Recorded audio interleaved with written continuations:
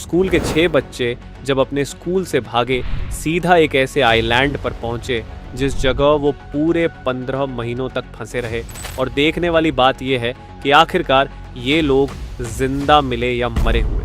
अचानक ही एक दिन बोर्डिंग स्कूल वालों को पता चलता है कि उनके स्कूल में से 6 बच्चे रात में ही गायब हो चुके हैं।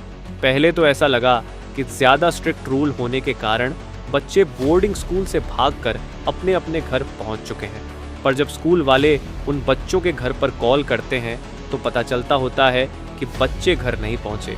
फिर पुलिस को इन बच्चों की मिसिंग होने की कंप्लेंट लिखाई जाती है, जिसके बाद कई महीनों तक इन्वेस्टिगेशन चलती है, पर फिर भी ये बच्चे नहीं मिलते तो इन्वेस्टिगेशन बंद कर दी जाती है। कहानी की शुरुआत होती है 1965 से, जब टोंगा के एक बहुत बड़े बोर्डिंग स्कूल से 6 बच्चे गायब होते हैं। आपने बोर्डिंग स्कूल के बारे में मूवीज में तो जरूर देखा होगा। यहाँ पर सभी बच्चों को सुबह टाइम से उठना पड़ता है, रूल्स में रहकर ही अपनी लाइफ के सारे काम करने पड़ते हैं। तो इसी चीज से स्कूल के 6 बच्चे भी बहुत तंग आ चुके थे। उन 6 बच्चों का नाम था साइन, स्टीफन, कोलो, डेविड, लूक और मैनो। एक बार शाम के वक्त ये सारे दोस्त बैठकर बातें कर रहे थे। तभी साइन ने कहा कि चलो कोई ऐसी चीज करते हैं कि हमारा दिल खुश हो जाए और इस बोर्डिंग स्कूल से भी छुटकारा मिले।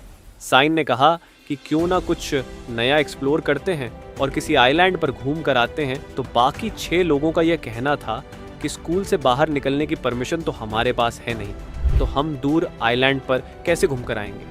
तो फिर उसने अपना प्लान बताया कि हम रात को निकलेंगे और सारा आइलैंड घूमकर वहाँ रात बताकर फिर वापस इसी बोर्डिंग स्कूल में आ जाएंगे। सभी बच्चे साइन के साथ जाने के लिए एग्री हो जाते हैं और ये सब मिलकर फिजी नाम के आइलैंड पर जाने की तैयारी करते हैं। ये फिजी नाम का आइलैंड टोंगा से लगभग 800 किलोमीटर दूर था, लेकिन ये बच्चे ये चीज़ नहीं जानते थे कि ये सफ़र कितना ज़्यादा मुश्किल होने वाला है। के लिए सबसे बड़ी मुश्किल थी बोट, क्योंकि ना ही उनके पास कोई बोट थी और ना ही इतने पैसे कि वो कोई बोट खरीद सके।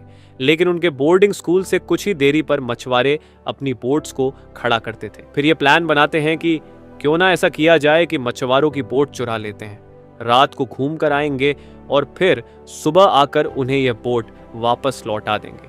रात को जब सभी बच्चे सो गए तो ये लोग मिलकर वहां से खाना चुराते हैं और इसके ही साथ एक गैस स्टोव वो सीधा बोट्स वाली जगह पर पहुंचते हैं और बोट चुरा लेते हैं और अपने फिजी आइलैंड जाने के लिए रवाना हो पड़ते हैं।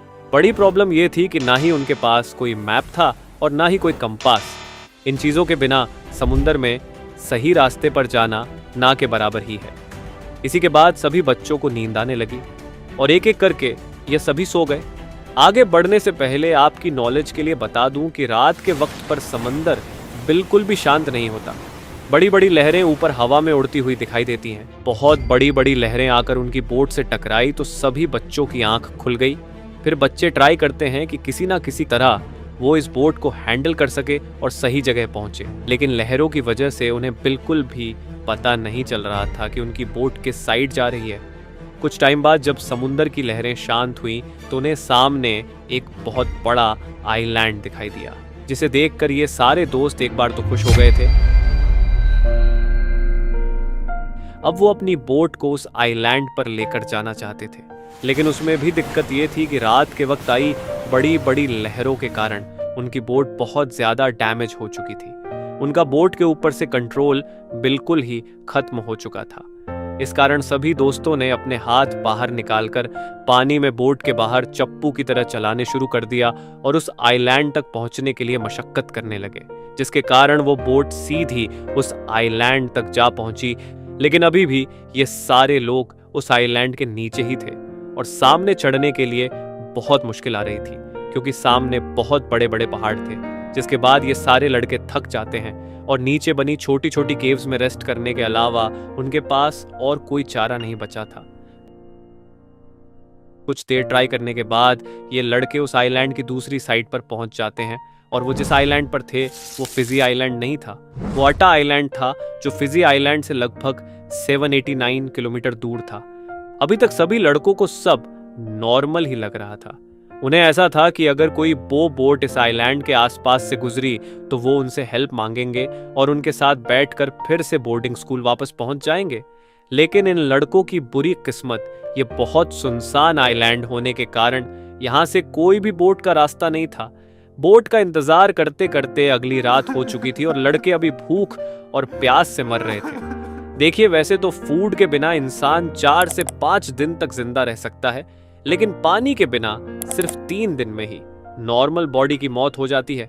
लेकिन बड़ी दिक्कत यह थी कि उस सारे आइलैंड पर साफ पीने का पानी कहीं नहीं था और सभी लड़कों की जान प्यास की वजह से निकल रही थी। तभी उनमें से ही एक लड़का उठता है और उसके ही पास एक घोंसला पंछी का था, जिसमें से वह अंडा उठाता है और उसे तोड़कर पी जाता है। अंडों को पीकर उन्होंने अपनी प्यास बुझानी तो शुरू कर दी थी, लेकिन अभी तक उन्हें खाने के लिए कोई भी चीज नहीं मिली थी। इसलिए उन्होंने बर्ड्स को मारकर कच्चा खाना ही शुरू कर दिया और जो गैस्ट्रो वो वहां बोर्डिंग स्कूल से उठाकर लाए थे वो तो उसी रात पानी में बह गया। तो अभी इनके पास कच्चा मांस खाने के अलावा कोई भी और चारा नहीं बचा था। अब आप सोच के देखिए कि उन बच्चों के लिए वो कच्चा मांस खाना कितना मुश्किल बना रहा होगा, क्योंकि कुछ लड़कों को कच्चा मांस खाने की वजह से उल्टियां हो रही थी। पर फिर भी जब बचने का कोई चारा नहीं बचता तो वह कच्चा मांस खाना शुरू कर देते हैं। अब धीरे धीरे उन लोगों को इस आइलैंड पर रहते हुए कुछ दिन बीत चुके थे।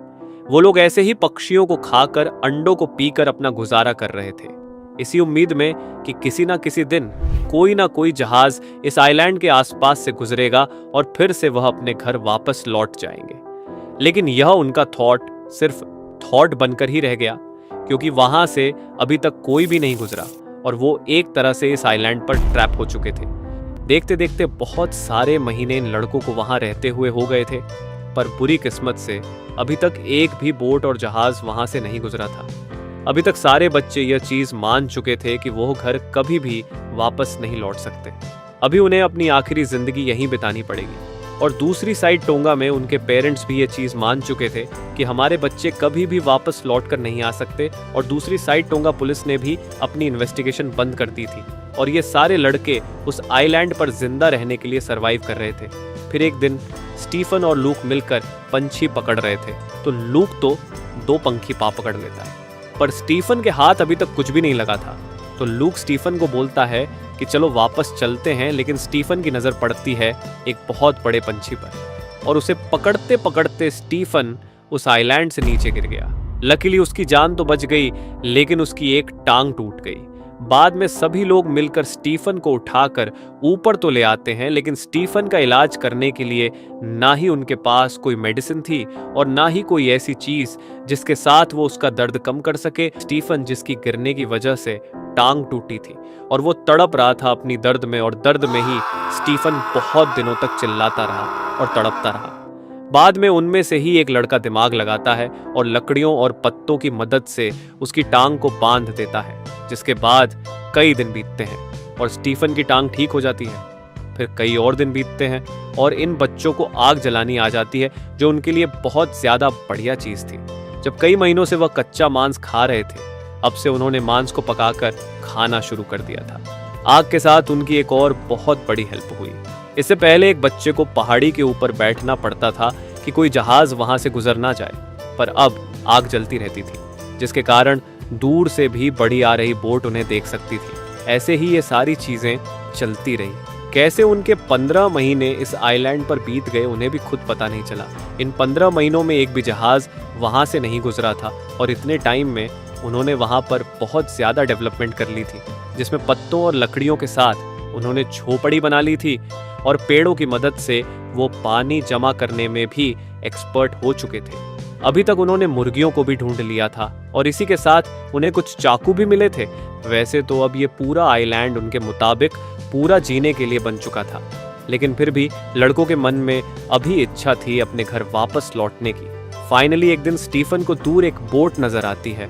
वो पत्ते हिलाता है, हाथ हिलाता है और दूसरी साइड पीटर नाम का व्यक्ति बोट में बैठा हुआ था, जिसको पहले तो ऊपर हवा में उड़ता हुआ धुआं नजर आता है, जिसके कारण वो बोट उधर लेकर आ रहा था। जिसके बाद जब वो अपनी दूरबीन से देखता है तो उसे वहां स्टीफन हाथ हिलाता हुआ दिखाई देता है। पहले तो पीटर सोचता है कि ये वहां पर ही रहने वाला कोई आदिवासी है, क्योंकि अभी तक लड़कों का पहनावा भी आदिवासियों जैसा हो चुका था। और पीटर ने जाकर यह पूरी घटना मीडिया को बता दी। देखते ही देखते सभी न्यूज चैनल्स पर सिर्फ उन्हीं बच्चों की चर्चा होने लगी। ये कहानी हर जगह ट्रेंड करने लगी, जिससे लोगों को इन बच्चों की संघर्ष भरी यात्रा के बारे में पता चला। इन लड़कों की कहानी पर एक बड़ी फिल्म भी बनाई गई, जिसके पैसे बाद में पीटर को भी मिले, क्योंकि वही था जिसने पूरी दुनिया को इस घटना के बारे में बताया।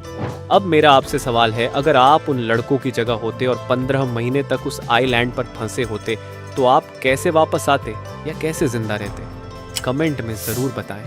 अगर वीडियो पसंद आई हो तो चैनल को सब्सक्राइब करना न भूलें।